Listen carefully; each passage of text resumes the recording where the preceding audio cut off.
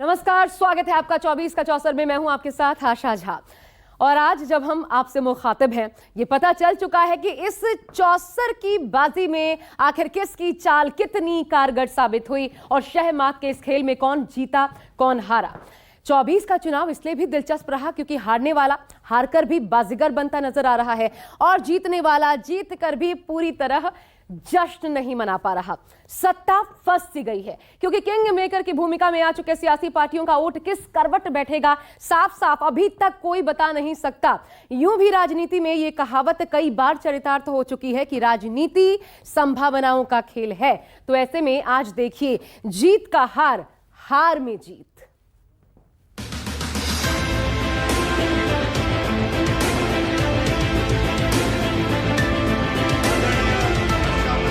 आज की ये विजय दुनिया के सबसे बड़े लोकतंत्र की जीत है।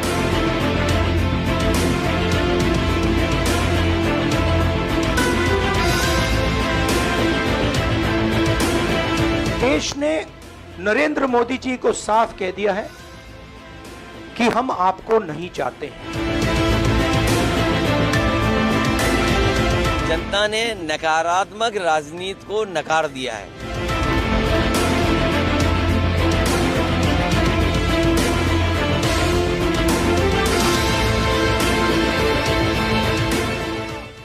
दो 2024 के लोकसभा चुनाव के नतीजे सामने आ गए। देश की जनता ने अद्भुत फैसला सुनाया। दुनिया के सबसे बड़े लोकतंत्र के सबसे बड़े चुनाव में जनता ने एक बार फिर चौंका दिया। लोकसभा चुनाव में आए जनादेश ने सारे अनुमानों को ध्वस्त कर दिया।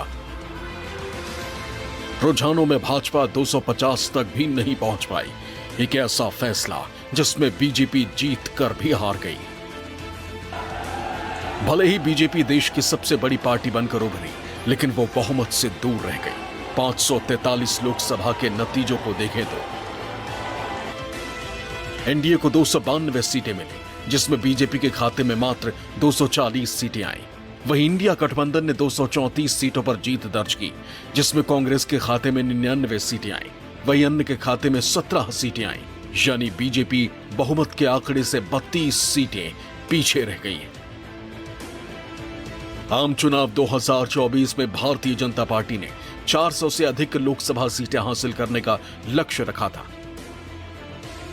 प्रधानमंत्री नरेंद्र मोदी और बीजेपी में चुनावी चाणक्य माने जाने वाले केंद्रीय गृह मंत्री अमित शाह के एड़ी चोटी का जोर लगाने के बाद भी यह टारगेट अधूरा ही रह गया। बीजेपी अपने दम पर बहुमत भी हासिल नहीं कर पाई। हालांकि नतीजों के बाद पीएम मोदी बीजेपी दफ्तर पहुंचे और जनता का अभिवादन किया। वहीं कांग्रेस नेता राहुल गांधी ने भी जनता का शुक्रिया अदा किया। हम सभी जनता जनार्दन के बहुत आभारी हैं। देशवासियों ने भाजपा पर, एनडीए पर पूर्ण विश्वास जताया है। मैं हिंदुस्तान की जनता से, इंडिया गठबंधन के पार्टनर्स से, कांग्रेस पार्टी के हमारे सब नेताओं और बब्बर शेर कार्यकर्ताओं से दिल से धन्यवाद करना चाहता हूं। आपने संविधान को बचाने का पहला और सबसे बड़ा कदम ले लिया है। इस अप्रत्याशित नतीजों ने बीजेपी की चिंताएं बढ़ा दी हैं। करीब 10 साल के बाद एक बार फिर गठबंधन वाली राजनीति का उदय हुआ है। हालांकि जो बीजेपी 400 पार का नारा लगातार बुलंद कर रही थी, अचानक ऐसा क्या हुआ कि वो 400 तो दूर बहुमत के आंकड़े तक नहीं पहुंच पाए। तो इसके पीछे की सबसे बड़ी वजह पुराने गढ़ में पार्टी को तगड़ा झटका लगा। उत्तर प्रदेश, महाराष्ट्र, पश्चिम बंगाल, राजस्थान, बिहार, मणिपुर, ये वो राज्य हैं जहां बीजेपी को तगड़ा झटका लगा। इन नतीजों ने साफ कर दिया है कि सिर्फ नरेंद्र मोदी के नाम पर चुनाव नहीं जीता जा सकता। साथ ही इस चुनाव में ब्रांड मोदी की चमक फीकी पड़ी है। मोदी मैजिक धुंधला हुआ है। जिस तरीके से वो गंभीरता से संविधान बदलने की बात कर रहे हैं 400 सीट मिलने पर, तो इस तरह के बहुत सी चीज़ें हैं जिससे बीजेपी को नुकसान हुआ और बीजेपी के समर्थक ये मानने लगे कि अब हमारी सत्ता तो हमेशा रहेगी। तो वो ये जब कोई पार्टी के समर्थक वर्ग ये मानने लगे। अच्छा, दूसरा, जब किसी तरीके के घटिया टाइप के बयान कोई दे या समाज को समरसता को बिगाड़ने वाला, समन्वय को बिगाड़ने वाला कोई बयान देता है, उसका बुरी तरह से खंडन करना चाहिए और इनकार करना है। बीजेपी ने ये काम नहीं किया उत्तर प्रदेश में। जनता के फैसले ने कांग्रेस को राख से फिर खड़ा होने का मौका दे दिया। कांग्रेस अध्यक्ष पिछली बार से लगभग 2 गुनी सीट जीतने से उत्साहित कांग्रेस अध्यक्ष मल्लिकार्जुन खड़गे ने कहा कि बीजेपी नैतिक रूप से हार गई और जनादेश मोदी के खिलाफ है। इस बार जनता ने किसी एक दल को पूर्ण बहुमत नहीं दिया। खासकर सत्ताधारी दल भाजपा ने एक व्यक्ति, एक चेहरे के नाम पर वोट मांगा। अब ये स्पष्ट हो गया है कि ये मैंडेट मोदी जी के खिलाफ गया है। ये उनकी राजनीतिक और नैतिक हार है। इस चुनाव में बीजेपी का वोट शेयर गिरना और कांग्रेस का वोट शेयर बढ़ना साफ इशारा कर रहा है कि बीजेपी के थिंक टैंक से कहीं न कहीं गलती हुई। आंकड़ों पर गौर करें तो साल 2014 में बीजेपी का वोट शेयर जहां 31% था, तो वहीं कांग्रेस का 19.31% था। वहीं 2019 के चुनाव में बीजेपी के वोट शेयर में बढ़ोतरी हुई। बीजेपी को 37.3% वोट पड़े, तो वहीं कांग्रेस को 19.66%। लेकिन 2024 में बीजेपी के वोट शेयर में गिरावट दर्ज हुई। बीजेपी को 36.6% वोट मिले, तो वहीं कांग्रेस का वोट शेयर बढ़कर 21.3% हो गया। यानी बीजेपी का ग्राफ जहां गिरा, वहीं कांग्रेस के ग्राफ में बढ़ोतरी हुई। संगठन का स्वभाव है विश्लेषण करने का, वो संगठन अपनी ओर से विश्लेषण करेगा, लेकिन एक जनप्रतिनिधि, एक पॉलिटिकल एक्टिविस्ट के नाते मेरा ये बहुत बड़ा सौभाग्य रहा कि मैंने क्षेत्र में हर गांव में जाकर काम किया। इस क्षेत्र को मैंने अपने जीवन के 10 वर्ष दिए। महाविकास आघाड़ी की 3 पार्टियों के साथ साथ हमको एक नैरेटिव के साथ भी लड़ना पड़ा, और वो नैरेटिव संविधान बदलने वाला नैरेटिव था कि जिसने एक डैमेज हमको निश्चित रूप से किया है। इस हार के और कई कारण हम लोगों के ध्यान में आए, जिसमें विशेष रूप से कई जगह पर हमारे उम्मीदवारों की एंटी इनकम्बेंसी हम असेस नहीं कर पाए। वही विपक्ष इसे जनता की जीत और बीजेपी के नकारात्मक राजनीति की हार बता रहा है। मैं अपनी यूपी की जनता को ये कहना चाहूंगी कि उन्होंने बहुत ही विवेक दिखाया और मुझे सबसे ज्यादा गर्व अपने यूपी पे है। देश की जनता ने संविधान बचाने के लिए, लोकतंत्र को बचाने के लिए सब लोगों ने मतदान किया, और आप देखिएगा वही मतदान का असर जो दिखा कि भाजपा जो है मेजॉरिटी से बहुत दूर रहेगी। अब भाजपा के पास खुद का बहुमत नहीं है। अब भाजपा के लोग जो है डिपेंडेंट हो चुके हैं। हम तो कहा था देश रहने दो, मोदी को जाने दो। इंडिया जीता है और मोदी हारा है। पहले तो 5 लाख वोट में जीता था, अभी क्या हुआ? इतना अहम बात किसी के लिए ठीक नहीं है। मोदी जी बहुत सारे पार्टी को तोड़ा है, अभी जनता ने उसको तोड़ दिया, उसको मोरल तोड़ दिया है। हालांकि आखिर बीजेपी के सीट घटने और बहुमत से दूर रहने के कारण क्या रहे और कैसे पार्टी बहुमत से दूर रह गई, उसे जानना और समझना भी जरूरी हो जाता है। हमले ऐसे हैं जो आज तक नहीं हुए, इतने तीखे नरेंद्र मोदी पर। और ये एक ऐसा चुनाव है जहां किसी पार्टी को अपने दम पर बहुमत नहीं मिला और किसी चेहरे पर एक तरफा जनता ने भरोसा भी नहीं जताया। मोदी मैजिक भी मतदाता के जहन पर असर नहीं डाल पाया और इस तरह फटाफट खटाखट की ये लड़ाई 2024 में बीजेपी की सीटें भी घटा गई फटाफट। तो किस जोन में, सबसे पहले आपको अब दिखाते हैं किस जोन में बीजेपी की कितनी सीटें घटी हैं। हम आपको क्षेत्र वाइज दिखाते हैं, जोन्स में डिवाइड करके कि आखिर उत्तर, पूरब, दक्षिण किस तरीके से नुकसान भाजपा को यहां पर पहुंचाए। देखिए सबसे पहले उत्तर से शुरुआत। 183 सीटें 2019 में बीजेपी को मिली थी, 24 में देखिए 130 पर आ गई। नुकसान कितना? 53 सीटों का। इसके बाद पूरब में देखिए 36 सीटें 2019 में, 2024 में 32। यहां पर हालांकि पॉजिटिव रहा, 6 6 सीटों का फायदा हुआ। पश्चिम में देखिए 51 सीटें 19 में जीती, 36 पर आ गई। 15 सीटों का सीधा नुकसान यहां भी देखने को मिला। और जोन्स की बात करें तो दक्षिण में जहां लगातार पीएम खुद लगे हुए थे, वहां देखिए क्या हाल रहा। कोई बड़ा फायदा नहीं, नुकसान नहीं हुआ तो फायदा भी कोई बड़ा नहीं हुआ। 29 में मात्र एक केरल की सीट जुड़ गई तो 30 सीटें हो गई, +1 हम आपको दिखा रहे हैं। यहां देखिए पूर्वोत्तर की बात करें 14 सीटों पर 2019 और 24 में 12 सीटों पर 2 सीटों का नुकसान यहां पर हो गया। और कुल मिलाकर अगर आप बात करते हैं तो 63 सीटों का घाटा, 303 एकमात्र अपने दम पर बीजेपी पिछली बार सत्ता में इसके बूते आई थी, लेकिन इस बार देखिए 240 पर सिमट कर रह गई। अकेले दम पर बहुमत तक 272 का आंकड़ा नहीं छू पाई, 63 सीटों का नुकसान हुआ। ये तो जोन्स वाइज हुआ, लेकिन अब राज्यवार हिंदी पट्टी के जो राज्य हैं 54 सीटों का घाटा कहां कहां हुआ है वो हम आपको राज्यवार दिखाते हैं, क्योंकि ये वो राज्य है जहां पर बीजेपी बहुत उम्मीद से थी। लग रहा था यहां पर एक स्वीप देखने को मिलेगा, लेकिन ऐसा कुछ हुआ नहीं। सबसे पहले तो यूपी, सबसे ज्यादा सीटें मिशन 80 पर यहां पर बीजेपी काम कर रही थी। पिछली बार 19 में देखिए 62 सीटें आई थी, इस बार सीधा 29 सीटों का नुकसान, 33 पर आकर टिकी। सबसे बड़ी पार्टी बनी समाजवादी पार्टी। दूसरे नंबर पर मध्य प्रदेश, 28 सीटें, इस बार पॉजिटिव ये रहा 29 की 29 पर क्लीन स्वीप। आपको याद होगा शिवराज सिंह चौहान ने कहा था कि 29 कमल के फूलों की माला प्रधानमंत्री के गले में डालनी है, वो वहां पर साबित हुआ है इस चुनाव। बिहार में देखिए, बिहार में मोदी फैक्टर, मोदी मैजिक चलता है कहा जाता है, लेकिन यहां पर देखिए क्या हाल रहा। कास्ट फैक्टर चला है फिर उस चुनाव, 17 सीटों पर बीजेपी सिमट गई। 2019 की बात करें 17 सीटें मिली थी, लेकिन यहां पर 12 पर आकर सिमट गई। 5 सीटों का सीधा नुकसान हुआ और ये बड़ा नुकसान है।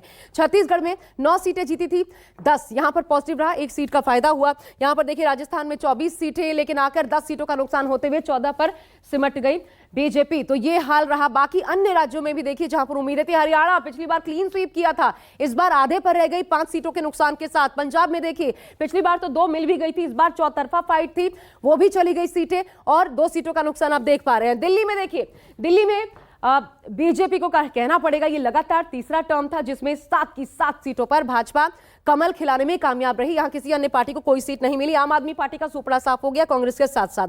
जम्मू कश्मीर में देखिए 2 सीटें यहां पर सहयोगियों के साथ लड़ी थी, 2 सीटों पर जीती कुल मिलाकर के। और लद्दाख में 1 सीट जो पिछली बार जीती थी, इस बार वो सीट बीजेपी के खाते से बाहर निकल गई।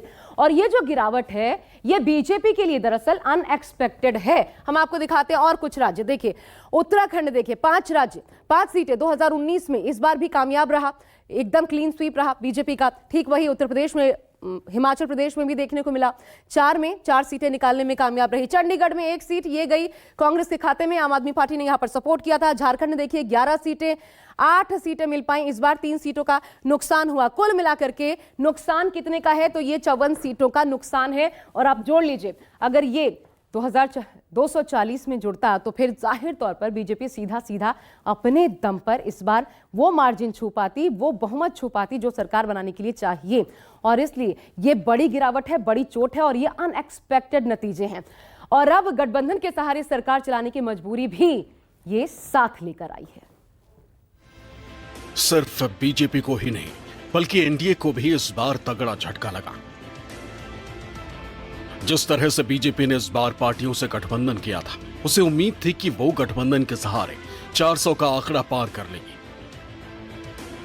लेकिन गठबंधन की गाड़ी पर सवार बीजेपी को इसका फायदा तो नहीं हुआ। हाँ, उसकी स्थिति पिछले चुनाव से खराब जरूर हो गई। ऐसे में वो 2 राज्य कौन से हैं जहां एनडीए को सबसे ज्यादा नुकसान हुआ, चलिए आपको बताते हैं।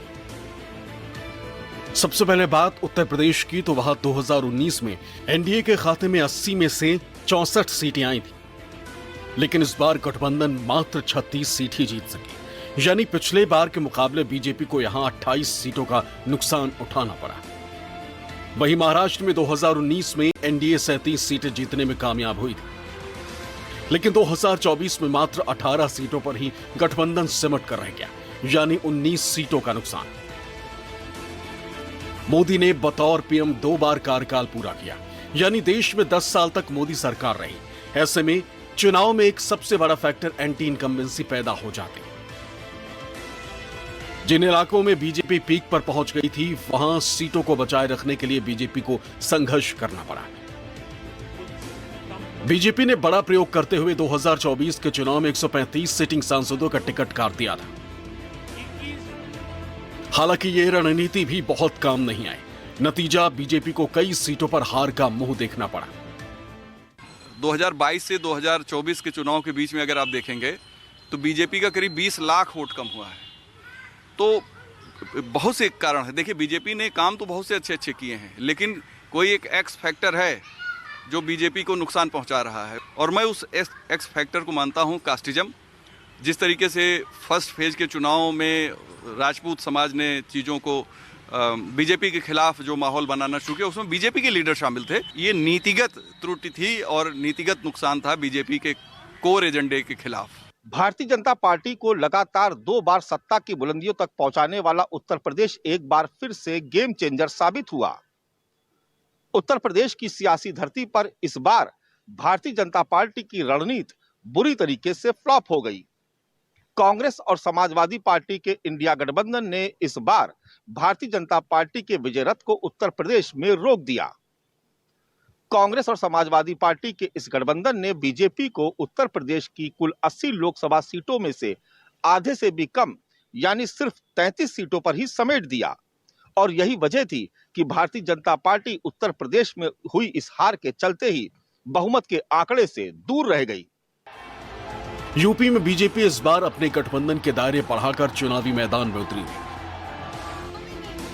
अनुप्रिया पटेल की अपना दल एस और संजय निषाद की निषाद पार्टी जैसे पुराने पार्टनर को साथ में रखते हुए बीजेपी ने जयंत चौधरी के आरएलडी और ओम प्रकाश राजभर की सुबह सपा जैसे नए साथी जोड़कर चुनावी मैदान में उतरी थी। वहीं सपा कांग्रेस ने आपस में हाथ मिलाकर चुनावी किस्मत आजमाया।